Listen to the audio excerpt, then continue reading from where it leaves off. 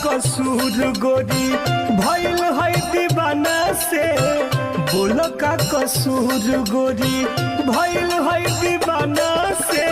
नजर में गिरा दिहलू, नजर में गिरा दिहलू। तू का जनबू कि तारा खातिर हम का कइले बानी।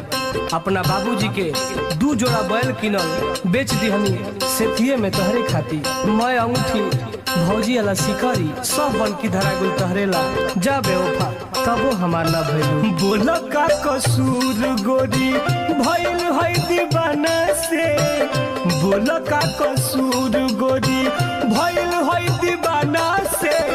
नजर में गिरा दिहलू, नजर में गिरा दिहलू जालिम जमाना से।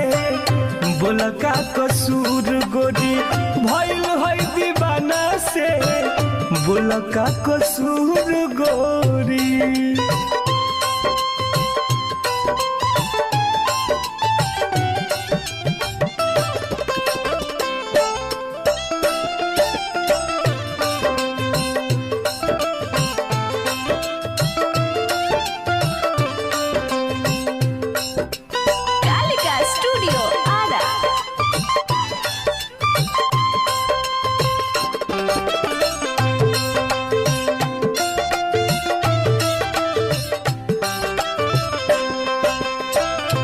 बताओ उ सब बात तू भुला गुलू नो जौन हमारा जरे बैठ के बलुआ बाजार में चाट खात रहू।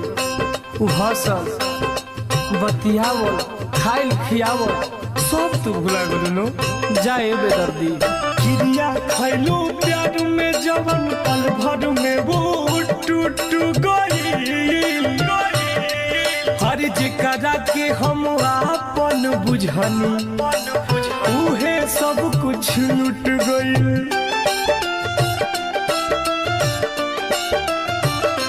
हाँ हाँ क्रिया खैलू प्यार में जवन पल भर में वो टूट गई। जिकरा के हम आपन बुझनी उहे सब कुछ लुट गई। झूठो के उम्मीद रखनी, झूठो के उम्मीद रखनी हम तो बेगाना से। बोल का कसूर गोरी भइल है दीवाना से, बोल का कसूर गोरी।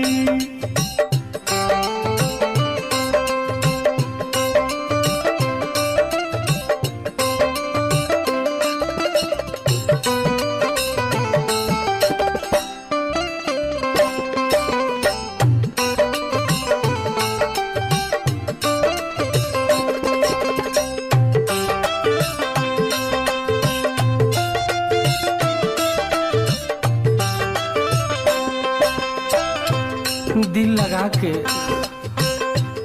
हमार दिल तू तोड़ देलू। बताओ हमारा में कहा कमी रहे, कौन ऐसा चीज के तू हमरा से मांग कैलू आ उ चीज हम तरह के ना लिए।